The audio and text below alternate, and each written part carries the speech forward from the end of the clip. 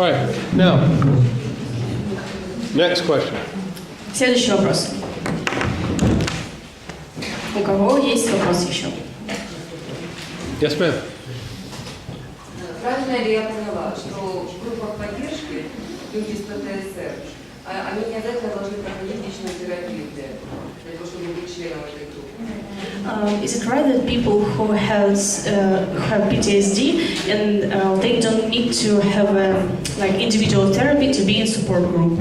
Well, what may happen if they go to a support group is they may hear someone describe symptoms and it triggers their problem, their PTSD. They may hear someone else in the support group talk about their trauma and it may trigger symptoms of their own trauma. Может быть ли так, что они в этой группе поддержки услышат какие-то вещи, которые касаются их травмы, и что будет являться триггером для того, чтобы... So what I would suggest is that everyone who is a member of the support group, I would suggest that they have gotten some type of therapy previous to going to the support group. Поэтому советую, что лучше было бы, если бы человек, у которого есть ПТСР, он прошел в индивидуальную терапию перед тем, как идти в группу поддержки. And I would hope that the other members of the support group who have gotten therapy would recommend that. И опять же, те люди, которые в этой группе поддержки, которые тоже проходили терапию, они бы тоже желательно, чтобы посоветовали этому человеку обратиться за помощью. The same thing happens in Alcoholics Anonymous. Точно так же проходит и в обществе анонимных алкоголиков. Somebody continues to drink. Кто-то продолжает пить. The other members suggest they go to treatment. Другие вот члены данной группы могут предложить ему, посоветовать пойти обратиться за лечением. Perhaps even recommend a treatment facility. Или же даже вот в какое-то лечебное учреждение обратиться. But it is possible to just get sober in Alcoholics Anonymous. Но возможно, что вот человек приобретет, станет трезвым, обращаясь только к анонимным алкоголикам. It's just more difficult. Но это более сложно. It's possible to treat your PTSD just in group therapy. It's just more difficult. Может быть так, что можно будет вылечить ПТСР в группе, но это опять же будет гораздо более сложнее, чем дополнительная помощь. Depends upon severity. Это зависит именно от интенсивности переживаний и травмы. What your personal resources are. И также от ваших личностных ресурсов. What your predisposition was. Опять же зависит от предиспозиции, предрасположенности. A lot of variables. Variables. И другие переменные еще. Но при организации этой группы мы, как психологи, можем им рекомендовать, чтобы они узнавали у новых участников, есть ли у них опыт личной терапии. So we as psychologists can suggest to the newbies to ask the other members of this group if they had their own therapy. Well, I think it's usually discussed, it would be voluntarily discussed, I would assume. Человек говорит, что это лучше было бы добровольно обсуждать такие вопросы. Да. Because you learn things in therapy. Поскольку вы обучаетесь чему-то в терапии. And things will be obvious to the other people who have been through therapy. Yes, I learned that too. I learned that. I learned that. I learned that. He didn't learn that. И эти вещи, люди, которые прошли терапию, они будут очевидны и другим людям, которые также обратились за подобной помощью. То есть это будет так, что я это знаю, ты это знаешь, я это знаю, а вот он новенький, ему еще неизвестно об этом. So hopefully some of the other members of the group would say, we learned this in therapy. This is what we do. Maybe you should try this. То есть то, как может работать группа, это эти участники, которые прошли терапию, они могут сказать, что мы выучили это, мы узнали об этом, и ты точно так же можешь это еще узнать. And if you still can't do that, maybe you should go to therapy. Если ты не можешь это еще понять, осознать, то тебе тогда стоит обратиться за помощью в терапию. Okay. Пожалуйста. Anybody else? Пожалуйста. Перед нами клиент с ПТСР. В состоянии, как правило, наши клиенты алкогольная зависимость. И в состоянии алкогольного опьянения. Выводим, способствуем выходу из состояния алкогольного опьянения. Как вы говорили, встречаем депрессию и угрозу суицида. Что после этого, если способствуем выходу из этого состояния? Имеете в виду, именно как мы справляемся с депрессией, с этим состоянием Динамика давления? развития состояния. We have a client who has PTSD and alcohol abuse. We help him to get sober, and then he gets depression. What's the further dynamic of his symptoms after depression? All right, if he's got PTSD and you sober him up, you're taking him through PTSD therapy, I would assume. Either use, go ahead, sorry. То есть, если у этого человека ПТСР, мы помогли ему остаться трезвым, мы также далее продолжаем терапию именно от ПТСР, не алкогольный сейчас. Now, go ahead. That's all? Yeah. All right. Now, if he develops depression while you're treating him for his PTSD, that would be the next thing that I treat, the next symptom that I treat. И если у этого человека как бы в момент терапии появляется депрессия, и у него еще есть ПТСР, вот это будет как раз следующим симптомом, который мы лечим. But remember when I was talking about these forms day before yesterday, one of the forms, and you translated it, is a depression scale. И вот вспомните, вот мы говорили о формах, которые заполняют пациенты. Одна из этих форм это как раз касается депрессии, шкала депрессии, которую приводили. Now, I give that to almost all my patients, not everyone, but almost all of them. Чим говорит, что он дает это не всем пациентам, но большей части из них. And usually, if they score high enough to show that they have depression, I'm going to give it another time, maybe 3 times. You give them test. Okay, yeah, let me start over. I give them the test for depression. То есть вы даете этому клиенту, человеку заполнить форму по диагностике депрессии. And depending upon that score, I will address that depression or just wait a little while. И в зависимости от того балла, который получает пациент, который мы уже посчитали, мы можем определить, нуждается ли человек в помощи в лечении депрессии или же нет. Now, depression is one of the coexisting problems with PTSD, but it's also a coexisting problem with alcoholism. Депрессия – это одна из таких сопровождающих проблем с ПТСР, но это также сопроводительная проблема и при алкоголизме. 40% of the men in Alcoholics Anonymous at one time or another had depression early in their sobriety. Именно 40% мужчин в обществе анонимных алкоголиков в начале периода своего трезвости, 40% из них один или более 2 даже раз имели эпизоды депрессии. After they got sober, they developed depression. После того, как они стали трезвыми, у них начала развиваться депрессия. Now, the question I have for my students when we're teaching counseling is, did the depression exist before and they just covered it up with alcohol? И один из вопросов, который ЧИП задает своим студентам, которых он обучает консультированию, это была ли депрессия до того, как человек начинал употреблять алкоголь, и был ли алкоголь таким способом, чтобы замаскировать эту депрессию? Is it caused by alcoholism or is it just a result of alcoholism? Стала ли эта депрессия как бы причиной алкоголизма, или она была еще до того, как был алкоголизм? Is it caused, is it a result, or is it independent of alcoholism? То есть была ли эта депрессия вызвана алкоголем, была ли депрессия следствием употребления алкоголя, или она вообще была независима от употребления алкоголя? Okay. And so the only way I can find that out is to give them a period of time without drinking and see what happens. То есть то, что you mean in Alcoholics Anonymous? Well, when in therapy, Yeah, only therapy. I need to give them a period of time to see what's going to happen.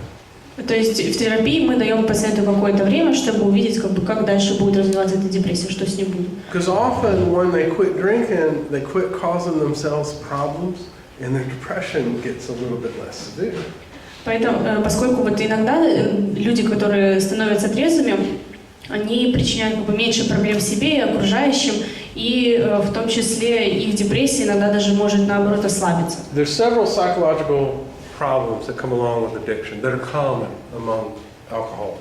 Есть несколько таких психологических проблем, которые очень часто сопровождают зависимость, и они вот имеют такую общую с алкоголизмом. Depression's number one.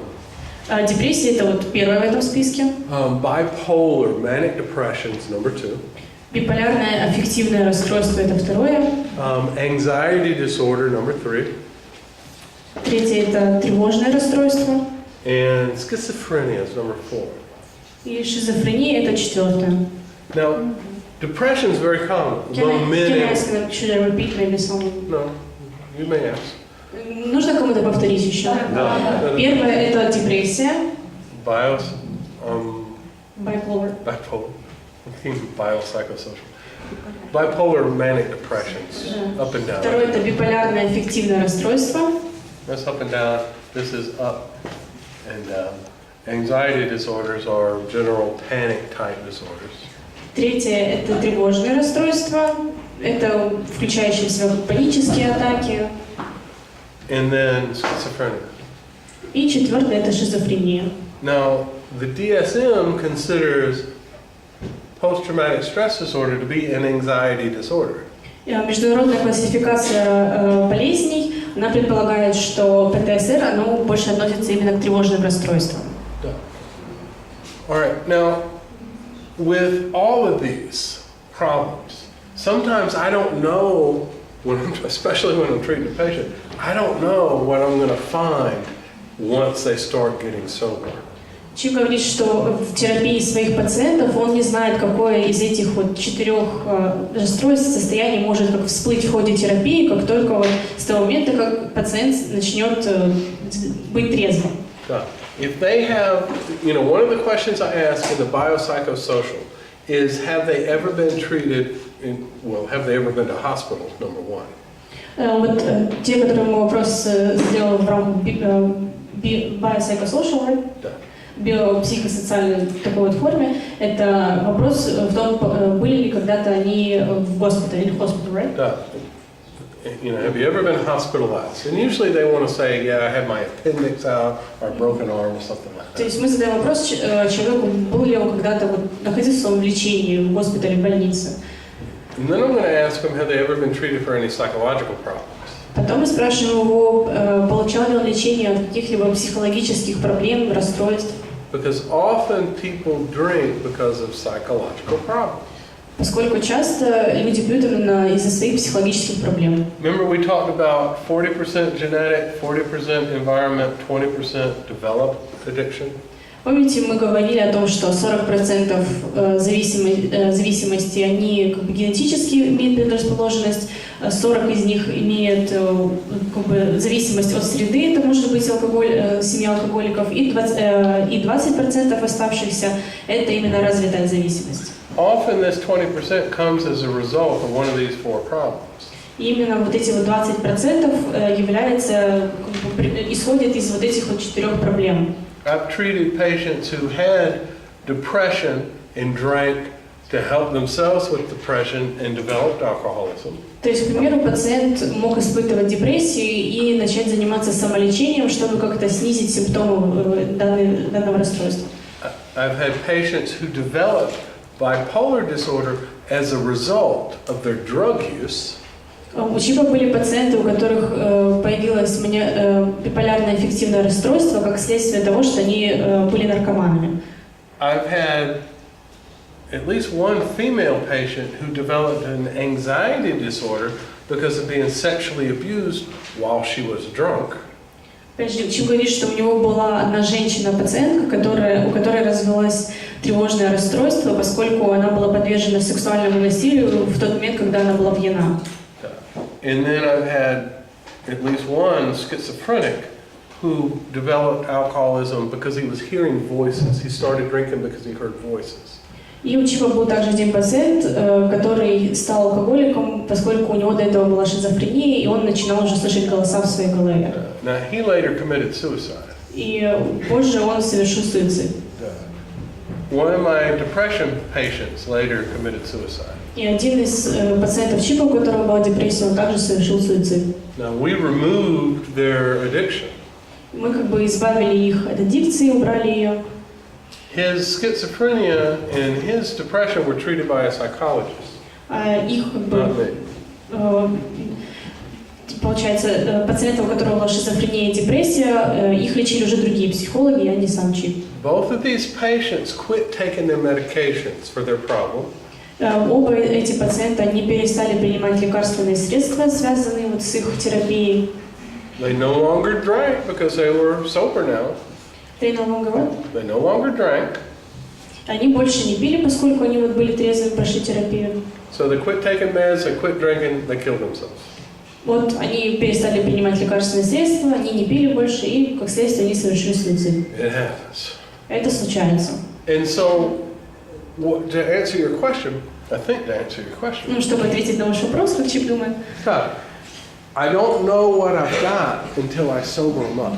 мы не знаем, что есть у пациента, пока мы как бы не заставим его стать трезвым. Why did they have depression? Почему у них была депрессия? Did they suffer from a chemical imbalance?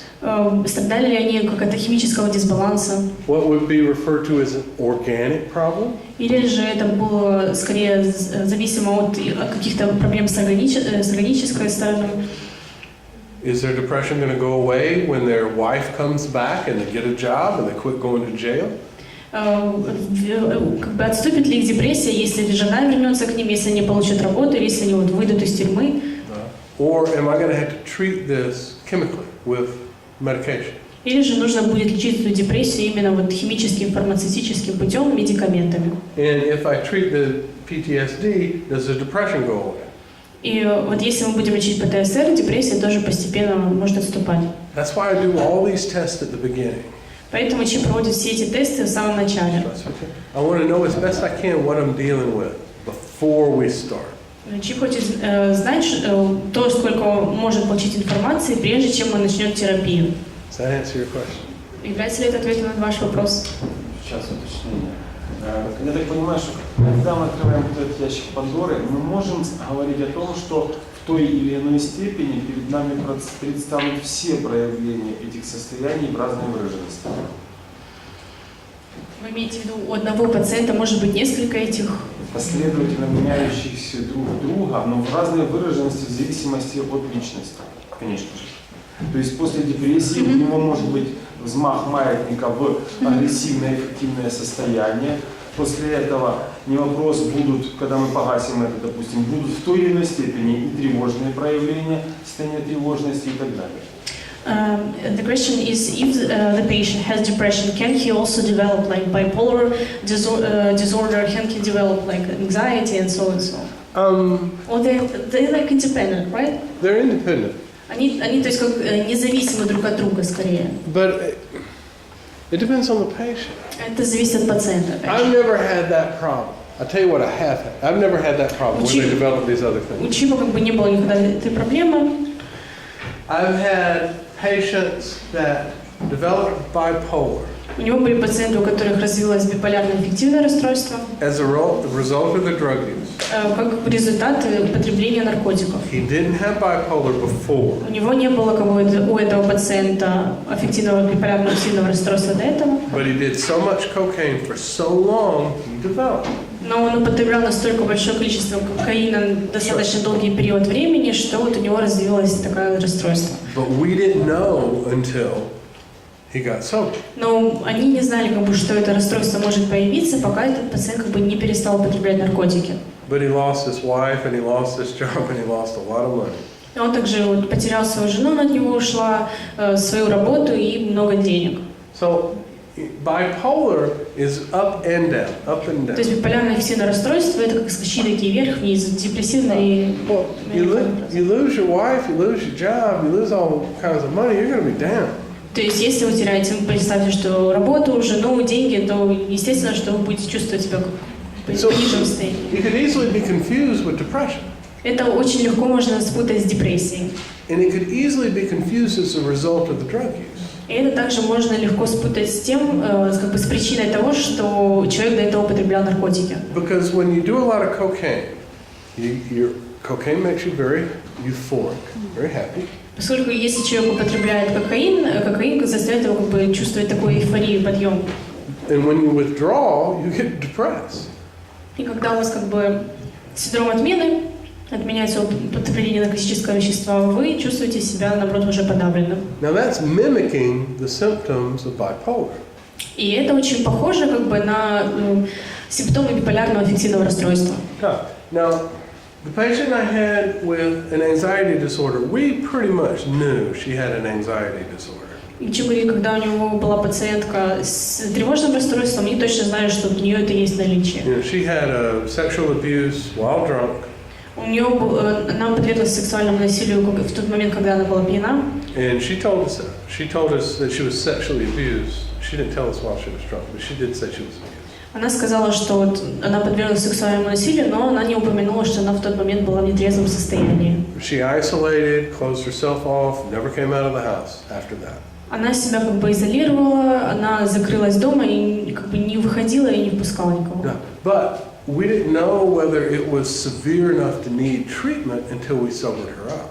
Но мы также не знали, вот, насколько сильны ее симптомы тревожного расстройства, пока она не стала трезвой. Now, when I was early in my training as a counselor, Когда Чип еще был вот в начале своего обучения как консультант, we began to treat at my hospital psychiatric patients with addiction. и они начинали как бы лечить пациентов именно с психиатрическими такими как отклонениями, у которых были зависимости. And I had never seen anything like that before. И Чип как бы ничего такого подобного не видел ранее. And if you're schizophrenic and you drink, you don't hear voices. Если у вас шизофрения и вы пьете, то вы не слышите голоса. But when you stop drinking, you hear the voices. Но когда вы перестаете употреблять алкоголь, вы уже слышите эти Stand up голоса. for just a second. We had a patient named Vera. Vera? Vera, Faith. Vera. That was her name. Был пациент, ее звали Faith, Вера Yeah. переводится. And she was a babushka. Huh? She was old, right? She was old and she was Это была small. пожилая женщина. And she was so pleasant Она была такая милая и приятная, until she started to sober up. пока она не стала трезвой. And she began to hear the voices. И она стала слышать голоса. And you would be, I get chills because I liked her. She was very nice. Она очень нравилась Чипу, она была достаточно приятной женщиной. And fortunately, she liked me. И она также, ей нравился Чип. No, but you would be walking down the hall, and Vera would grab you by the arm. Вот когда он проходил по коридору, она хватала его за руку. And let me tell you, Jesus just spoke to me from the air conditioner. Come here. И она как бы хватала его за руку и говорила: дай я тебе скажу, вот со мной только что говорил Иисус, вот он где-то там недалеко, я тебе сейчас покажу. And I'm like, I deal with alcoholics, drug addicts. I don't deal with crazy people. Чим говорит, что вот он лечил зависимых от алкоголя, от наркотиков, но он не лечил людей с такими сложными расстройствами. Now, my medical director at the hospital, Bobby Mooney, in case you hear this video, he was a psychiatrist. И главный врач в этом учреждении, он был психиатром. And he had just graduated from psychiatry school, just got his medical degree. And he was like director of this He was institute. the director, and he had just gotten out of school. His parents owned the hospital, that's why. Его просто дело было в том, что вот он только выпустился из колледжа, из учебного заведения, и поскольку его вот родители, они владели данным учреждением, он был там директором. And he thought, what great fun this will be to have dual diagnosis, that's what it's called, alcoholism and psychiatry. И вот ему казалось, что это будет достаточно забавно, что есть такой как двойной диагноз: алкоголизм и шизофрения. But none of the staff was prepared for this. Но никто из работников данного учреждения вообще не был готов к подобному. And we would admit people who were unconscious. We would admit people into the hospital. They're drunk, they're unconscious. We don't know anything about them other than they're drunk people need treatment. То есть в это учреждение принимали людей, которые они были вот не совсем в таком адекватном состоянии сознания, они не знали до конца, вот, что с ними происходит.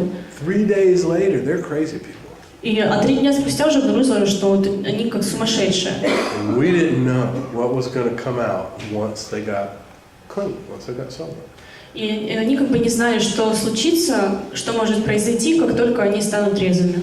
I address every patient I see that same way. I don't know what's going to happen when they get sober. И Чип говорил про каждого пациента, что вот он не знает, что с ним случится, как только он станет трезвым. So I'm prepared for anything. Поэтому он был готов ко всему. Oh, I'm prepared for a lot of stuff that y'all probably don't need to worry about. Поэтому Чип говорит, что он готов к многим вещам, поэтому не стоит беспокоиться и переживать. I keep a crucifix in my bag. У него есть крест This is serious business for me. Это достаточно серьезное дело для него. Okay? I mean, I've seen some strange stuff. Чип видит достаточно много странных. No. I tell you what, I'll give you a good example. Сейчас он даст там Why I carry this around. хороший пример, почему он носит с собой распятие. You like that? It's pretty, isn't it? Вам нравится? Он достаточно симпатичный. Now, sometimes my patients react unusually when I hand that to them. Некоторые из его пациентов недостаточно необычно реагируют, когда Чип дает им это распятие. And I want to know, before we go much farther, what's inside. То есть прежде чем дальше решить по поводу терапии, вообще в принципе куда дальше идти, нужно знать, как пациент реагирует, что будет дальше. Okay? I don't want any surprises. То есть не нужно никаких сюрпризов. I don't want anybody cutting their wrists. Не нужно никого, кто бы резал себе вены. I don't want anybody cutting my wrist. Или кто-то, кто бы резал вены Чипу. Okay? So I'm trying, this is through 27 years of experience. Это именно 27 лет опыта, который есть уже. Now, so far in my office, I have not had anyone that I thought was satanically possessed. То есть за все это время Чип не видел еще ни одного человека, который был одержим демонами в его офисе. Не встречаюсь с ним. But I've had patients who thought they were satanically possessed. Но у него были пациенты, которые считали, что они одержимы демонами. And they would have reacted very adversely had I handed them. И они реагировали это достаточно живо и необычно, когда Чип протягивал ему это распятие. Okay. So there's a lot of things that I'm looking for. I'm looking for psychiatric disorders, I'm looking for suicidal behavior, looking for a lot of stuff. То есть, когда мы занимаемся терапией, мы ищем много вещей. Это может быть суицидальное поведение, депрессия. Now, whether or not you believe in anything like that doesn't matter. Your patients do. То есть не имеет значения даже верите ли вы во что-то подобное, имеет значение то, как ваш пациент верит в это и реагирует на это. Have any of you had alcoholics who have gone to see babushkas to be treated for their alcoholism? You mean like witches? Были ли у кого-то пациенты-алкоголики, которые ходили как к ведьмам или гадалкам, чтобы обратиться к ним за помощью, чтобы их вылечили от этого алкоголизма? I had never seen that before till I came here. Чип говорит, что он никогда с этим не встречался, пока он не приехал в Украину. Well, in Russia they do the same thing, but I had no idea what they were talking about. То есть Чип вообще даже понятия не имел, о чем они говорят, что они хотят. Since then, we've had a lot of patients who have been to see witches. Вот. Чип говорит, что Магрита тоже знает, что было достаточно большое количество пациентов, которые ходили за помощью как гадалкам. And so, whether or not you believe in that doesn't make any difference. Опять же, не имеет значения, не привносит каких-то там различий в то, что верит этот пациент или нет. Your patient believes in it. Вернее, не имеет значения, верите ли вы в это, имеет значение, верит ли в это ваш пациент. And that you need to take seriously. И вы должны принять это всерьез. Yes, ma'am. Скажите, мы успеем вообще-то 10 определений характеристик успешных людей? Да, успеем? Да, обещали.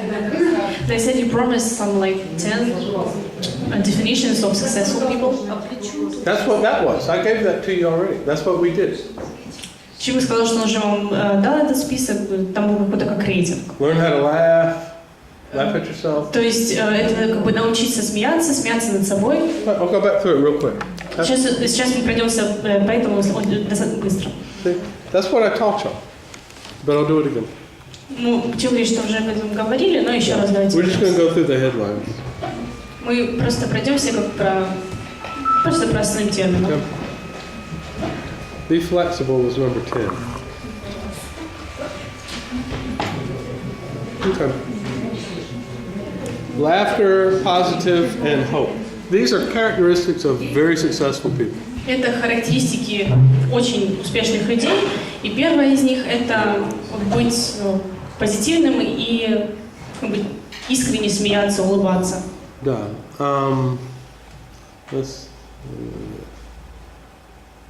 10 reasons why some people succeed. Это 10 причин, почему некоторые люди являются успешными, And other people do not. а некоторые нет. And number 1 is laughter and positivity and hope. И первое это смех, оптимизм That's the kitten video. We were talking about that. и надежда. Это те видео о котятах, о которых мы говорили уже. You know, the way I was explaining it is this is what you need to do for your patients, your soldier. Like kissing videos? Or what? Yeah, well, something like that. Something's going to make them laugh. То есть, Чего говоришь, что когда его обучали консультированию, мы сказали, что это то, что может пригодиться даже солдатам. То есть что-то, что заставит их смеяться, даже те же видео с котятами. I told them I had a friend of mine, an Orthodox priest, who dresses up like a clown and goes and visits soldiers in the hospital in Kiev. Чи говоришь, что у него есть друг в Киеве, он священник православный, и он иногда одевается как клоун, чтобы навестить людей. Now, they are accepting and anticipating change on a daily basis. Change is like generally change. General change. И второе – это принятие и антиципация изменений, то есть ожидание каких-то изменений That's number 2. на ежедневной основе. То есть понятие того, что что-то может измениться, и принятие данного факта. Number 3. Да, спасибо. Number 3. They embrace. Still writing. I know, but I'm not. I've already saved this. Okay, what did you just Третье – это принятие силы выбора. We'll make it more simple.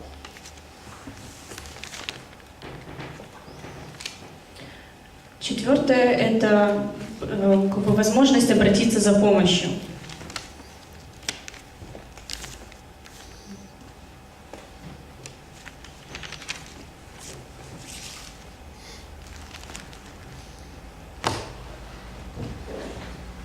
Пятое – это возможность быть как бы самим собой, связанным, полноценным, целостным.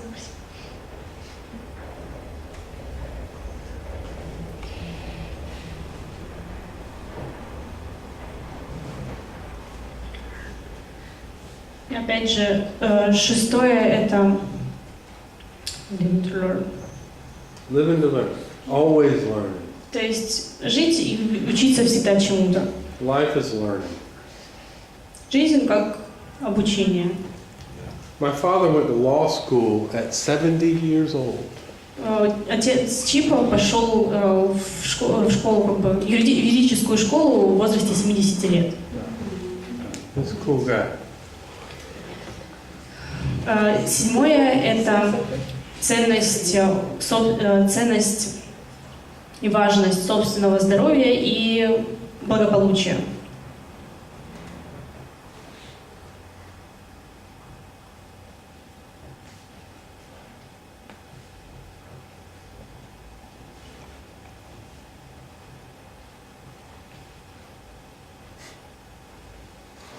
My father was in the army in 1952, and he was stationed in Frankfurt, Germany. Чу говорит, что его отец в 52, right? 1952. Он был в армии в 52 году, и он как бы был на базе в Франкфурте, в Германии. And when I first started working in Moscow, I flew through Frankfurt one time. И когда он первое время стал работать в Москве, однажды он, как бы, у него был перелет через Франкфурт. And my father said, "Oh, I used to have a girlfriend in Frankfurt." He has a girlfriend? He said, "I used to have a girlfriend И in он ему Frankfurt. сказал, что у меня там была девушка во Франкфурте. Can you look her up?" Можешь ли ты ее найти? I said, "She was 8 years older than you. И он сказал, ну вообще-то она была на 8 лет старше, чем ты. That means she's 88 years old now. Это значит, что ей сейчас 88 лет. She's probably not still there." И он, скорее всего, вряд ли там есть. Anyway, go ahead. I love my father. Восьмое – это практика благодарности и принятия.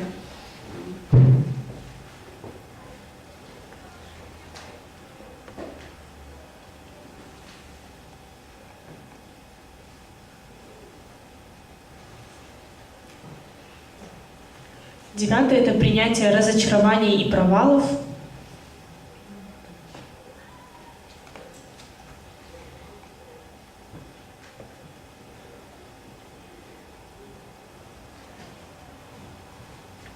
И 10-е – это возможность быть адаптивным, гибким и как бы свободным в том, что делаете. Now, y'all want this, because this is about 2,100 words. Это все занимает в общем где-то более 2000 слов. Y'all want this translated into Ukrainian? Вы хотите, чтобы это перевели на украинский язык? Нет. Хорошо. I think so. Translated this. I saw something like this. Why don't you send it to me? If I find it. If you find it, you can do it. Okay. Now, other questions? Другие вопросы есть еще сейчас? We've got a half an hour left. Yes, ma'am. Всегда ли вы используете практику внушения в своей работе, как психотерапевт? Do you always use the practice of suggestion in your therapy? Practice of suggestion. No, I do not always use the practice of suggestion. Нет, Чип не всегда ее использует. Sometimes I command. А иногда он как бы командует, Yeah. And it's rare. но это редко.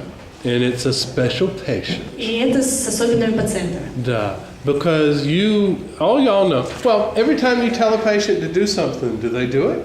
То есть каждый раз, когда вы говорите пациенту что-то сделать, делают ли они это? Нет. Now, there's a thing in my treatment planner that addresses treatment resistance. Есть у Чипа в его именно плане терапии такой пункт, как It's a chapter for treatment resistance, people who don't want to follow сопротивление treatment. терапии. Вот свой. And one of the things I do is I explain to them what the benefits are and what the consequences are of not following treatment. И Чип объясняет своим пациентам, какие могут быть возможные выгоды и, опять же, исходы из того, что они не следуют терапии. And they'll say, yeah, that's good, I'll do that. И они говорят, да, хорошо, мы сделаем это. And the next week they come with the same problem and they didn't do anything about it. И на следующей неделе они могут появиться, опять же, с той же проблемой, с которой они вообще ничего не делали. And I'm patient, I'll explain it again. И опять же, Чип объясняет, повторяет пациенту это. Maybe even 3 times. Может, даже 3 раза. But the 4th time, Но на 4-й раз, you have the same problem если у него, опять же, та же проблема, and you hadn't followed any of my suggestions, если пациент не следовал никаким предложениям, I'm going to turn the heat up a little bit. он немножечко как бы добавит жару туда. Now, I can only think of 2 patients that you've ever seen me do that, Sergey and Peter.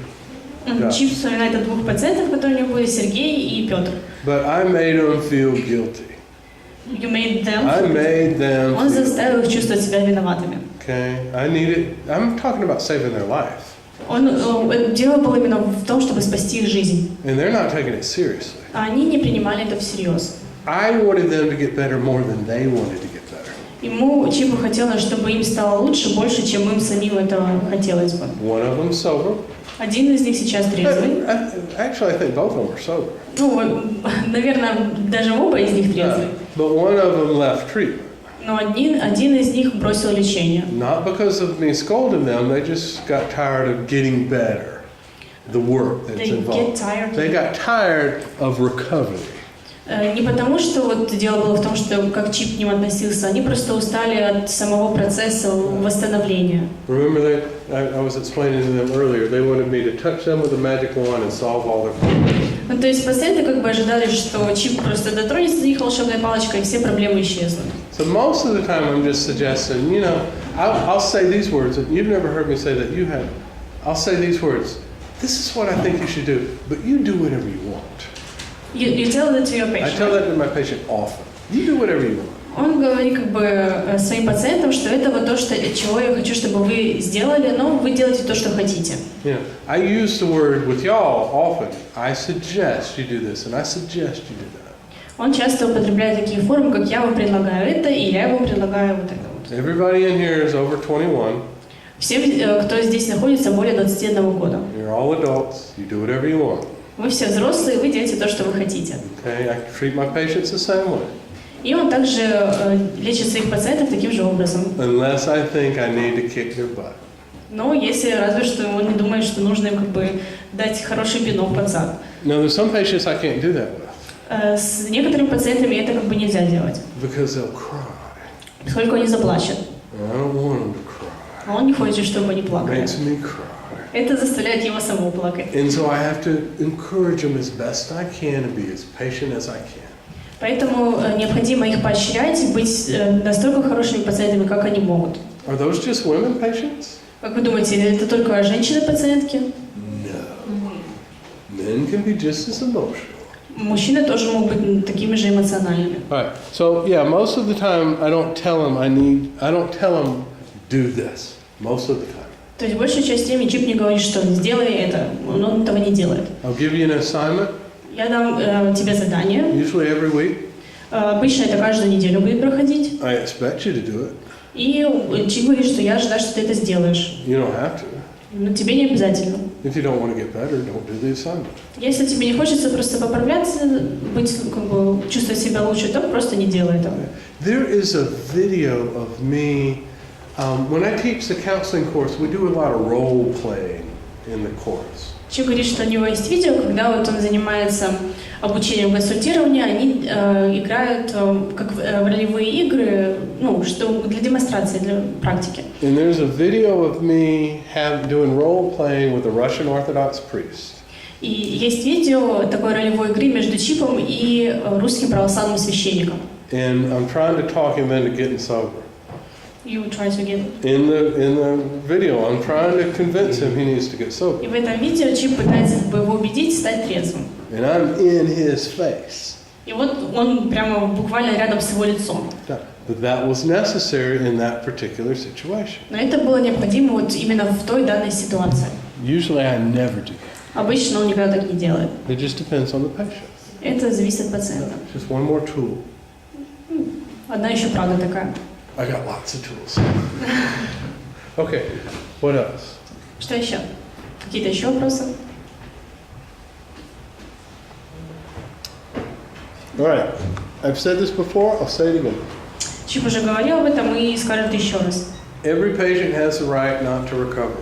У каждого пациента есть право как бы не получить лечение, ну, не восстановиться. If somebody does not want to get better, you can't make them get better.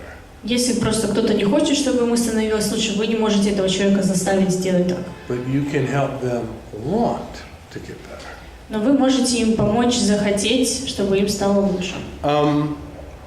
What do you want out of life? What do you want? What You do I personally. Yeah, what do you want? I don't really know, I'm 21. What do you want? What do you want? What do you want? Options. All right, you want to get married? You want to have Yeah. kids? You want to have a job? Then you need to quit drinking. Okay. Because you're going to throw your life away. То есть Чип говорит, что он может задать вопрос такой, вот, чего ты хочешь от жизни? К примеру, там, выйти замуж, иметь детей, найти хорошую работу, но для этого нужно бросить пить. You want to finish school? Yep. You need to quit drinking. Okay. You need to quit going to jail. Okay? То есть, если я хочу закончить университет, мне стоит бросить пить. You ready to go to work? Yeah. Well, keep drinking.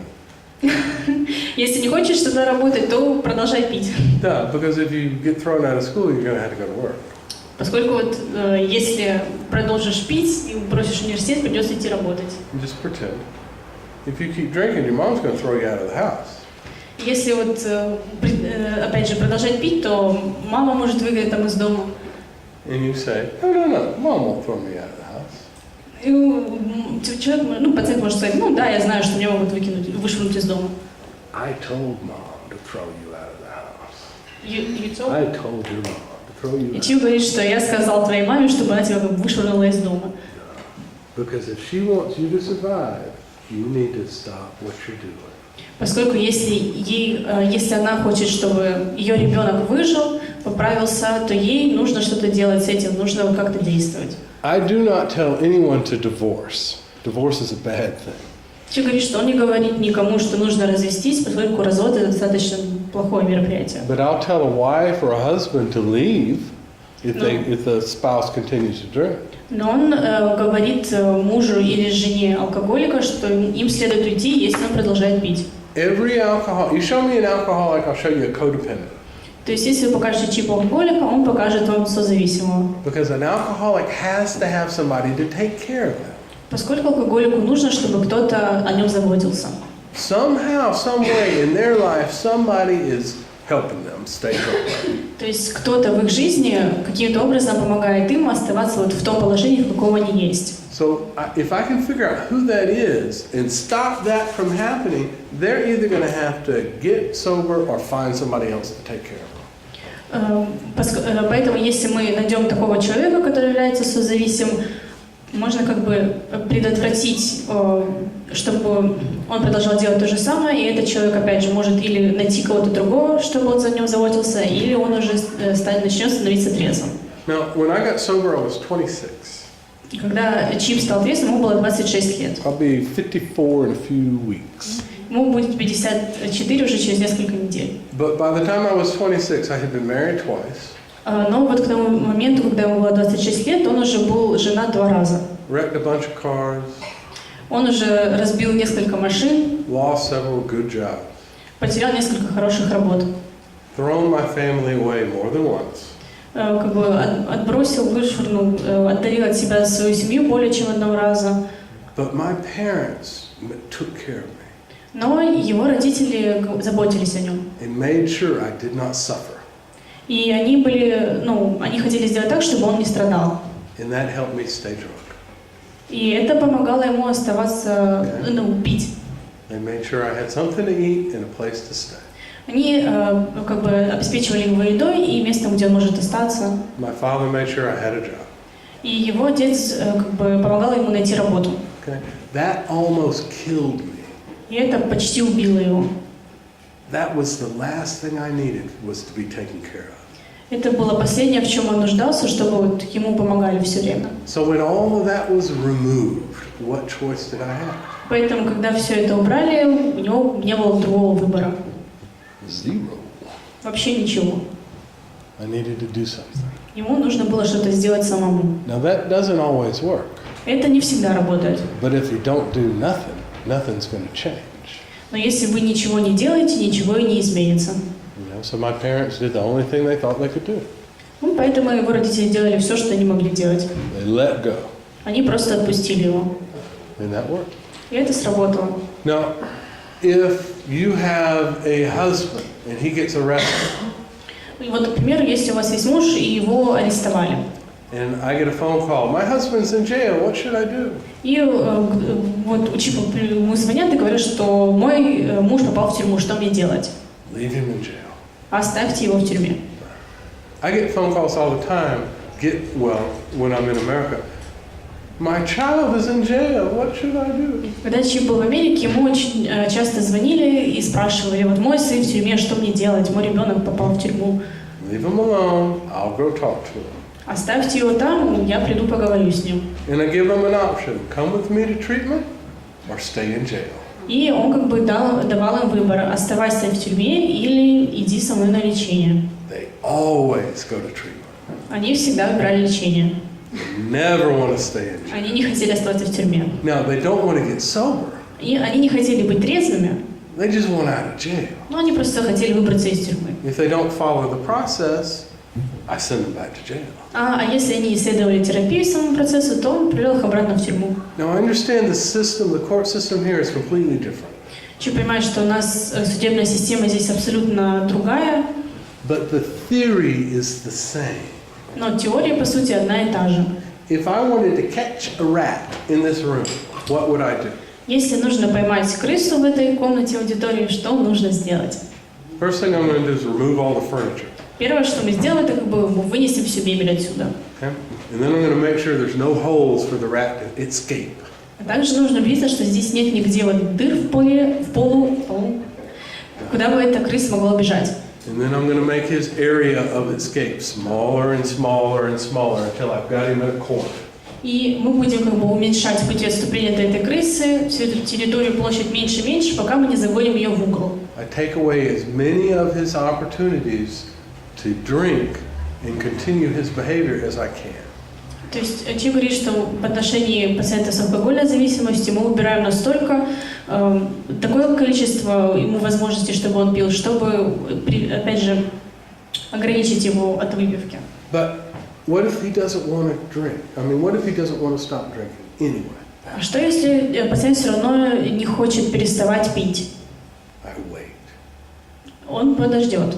I wait for something really bad to happen. Человек просто подождет, что случится, правда, что-то плохое с этим пациентом. I wait for things to get worse. Он подождет, пока вещи не ухудшатся в его жизни. Because I've tried everything to motivate him, and nothing's worked so far. So let's let some pain increase. Поскольку он перепробовал уже многие способы, чтобы этот человек остался трезвым, поэтому стоит дать вот как бы этой боли, какому-то событию появиться на горизонте. Most of y'all have heard this. Многие из вас это слышали, Some of you have not. некоторые нет. I got a pot of water, and in the pot of water, I have a frog.